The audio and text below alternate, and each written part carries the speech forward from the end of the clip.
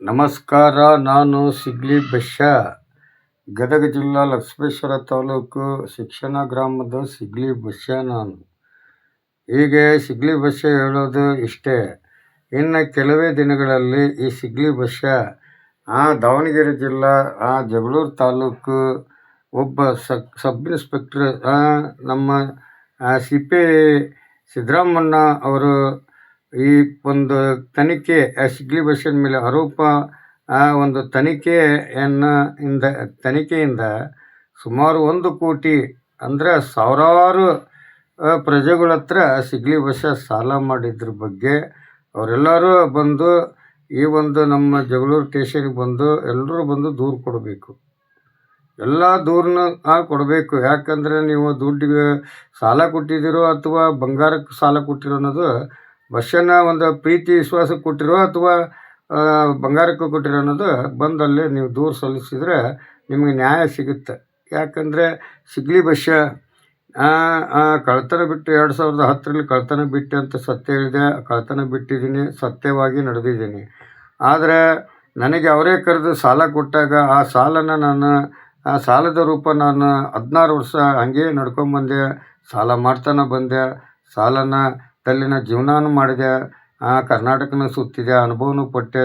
ಎಲ್ಲ ದೇವರು ಗುಡಿ ಗುಂಡಾರ ಮಸೂತಿ ಎಲ್ಲನೂ ಸುತ್ತಿದೆ. ಪ್ರತಿಯೊಂದು ಅನುಭವ ಪಡ್ಕೊಂಡು ಇವತ್ತು ನಾನು ಒಂದು ಬಿಗ್ ಬಾಸ್ ಗದ್ದಿಗೆ ಇರಬೇಕನ್ನೋ ಆಸೆ ಐತಿ. ಆ ಬಿಗ್ ಬಾಸ್ ಗದ್ದಿಗೆ ಏರಿದರೆ ನಾನು ಸಾವಿರಾರು ಕೋಟಿ ಒಡೆಯ ಹಾಕ್ತೀನಿ. ಆದರೆ ನನ್ನ ಹೆಸರಿನಲ್ಲಿ 10 ರೂಪಾಯಿ ಬೇಡ. ನನಗೆ ನನ್ನ ಜೀವನ ನನಗೆ ಒಂದು ತುತ್ತು ಅನ್ನ ತಿನ್ನೋ ನಾನು ಕುಡಿಯೋದು ಚಟ, ಹುಡುಗಿಯರ ಸೋಕಿ ತಿನ್ನೋದು ಯಾವುದೂ ಇಲ್ಲ. ಆದರೆ ಏನಪ್ಪ ಅಂದರೆ ನನ್ನ ಅನುಭವ, ನನ್ನ ಜ್ಞಾನ ತಿಳ್ಕೋಬೇಕು. ಯಾಕಂದರೆ ಇದು ಇಲ್ಲ ಅಂದರೆ ನಿಮಗೆ ತುಂಬ ಕಷ್ಟ ಆಗುತ್ತೆ.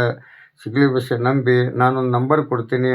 ಆ ನಂಬರ್ಗೆ ಫೇಸ್ಬುಕ್, ವಾಟ್ಸಪ್ಪು, ಯೂಟ್ಯೂಬ್ ಎಲ್ಲದರಲ್ಲಿನ ನೀವು ಲಿಂಕ್ ಮಾಡಿಕೊಂಡು ಪ್ರತಿಯೊಬ್ಬರು ನನ್ನ ಒಂದು ಸ್ಟೋರಿನ ಗಮನದಲ್ಲಿ ಇಟ್ಕೊಳ್ರಿ.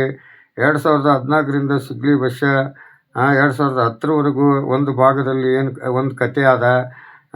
ಇಡೀ ಜನರನ್ನ ಪ್ರೀತಿ ಗಳಿಸಿದ. ಈಗ ಅದೇ ಪ್ರೀತಿನ ಈಗ 2010ರಿಂದ 2026 ಒಳಗಡೆ ಅವನು ಬದುಕಿ ಬಂದಂಥ ದಾರಿಯಲ್ಲಿ ಬರೀ ಫೋಟೋ ಮಾಡ್ಕೊಂಡ್ಬಂದಾನಂತ ಒಂದು ಕತೆ ಹುಟ್ಕೊಂಡೈತಿ. ಆ ಕತೆ ಒಳಗಡೆ ಸಿಗ್ಲಿ ಬಸ್ಸ ಸರಿಯೋ ತಪ್ಪು ಅನ್ನೋದ್ರ ಬಗ್ಗೆ ತಾವೇ ಜಾಗೃತಿ ಮೂಲಕ ಜನರಿಗೆ ಹಂಚ್ಕೋಬೇಕು.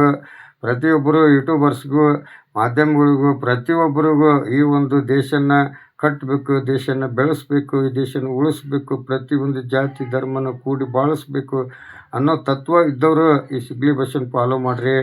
ನನ್ನ ಅನುಭವ ತಿಳ್ಕೊಡ್ರಿ.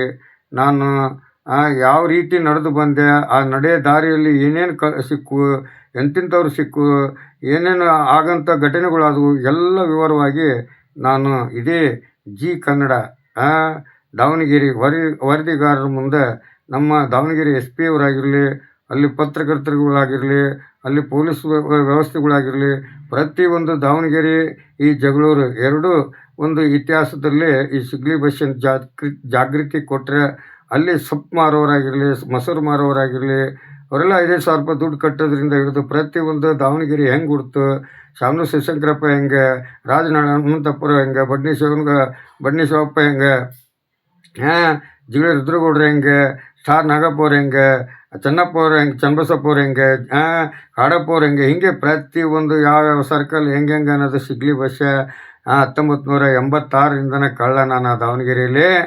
ಆ ದಾವಣಗೆರೆ ಅಷ್ಟೇ ಗೌರವಿಸ್ತೀನಿ. ಆ ದಾವಣಗೆರೆಗೆ ಒಂದು ಮಗಳು ಕೊಟ್ಟಿದ್ದೀನಿ. ಈಗ ನಾನು ಸತ್ಯ ಹೇಳ್ತೀನಿ. ಈ ಸಿಗ್ಲಿ ಬಸ್ಸ 2ನೇ ಕತೆ ಭಾಗ ನಾನು ದಾವಣಗೆರೆಯಲ್ಲಿ ಹಂಚ್ಕೊಳ್ಳಿಕ್ಕೆ ಇಷ್ಟಪಡ್ತೀನಿ. ನನಗೆ ಸಿದ್ದರಾಮಯ್ಯ ಜಗಳೂರು ಸಿದ್ದರಾಮಯ್ಯವರೇ ಅದನ್ನು ಹೊರೆ ಹೊತ್ಕೋಬೇಕು.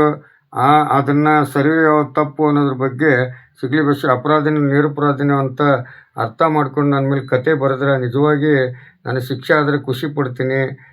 ಬಿಡುಗಡೆ ಆದರೆ ನನಗೆ ನೋವಾಗುತ್ತೆ. ಆ ನೋವು ಆಗದಂಗೆ ಇದನ್ನು ಸರಿ ಮಾಡಿಕೊಡ್ಬೇಕು. ಅದಕ್ಕೋಸ್ಕರ ನಾನು ನಂಬರ್ ಕೊಡ್ತೀನಿ. 74 83 97 68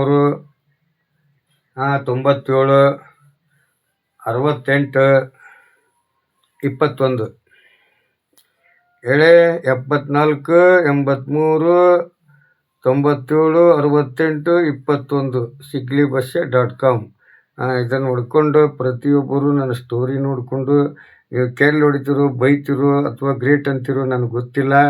ನನಗೆ ನನಗೆ ಸಿಗದ ಇದ್ದಾಗ ನಾನು ನಡೆದು ಬಂದ ದಾರಿಯಲ್ಲಿ ನನಗೆ ಆ ದೇವರು ನಡೆಸಿದಾನೆ. ಆ ದೇವ್ರು ಕೊಟ್ಟಿದ್ದಾನೆ.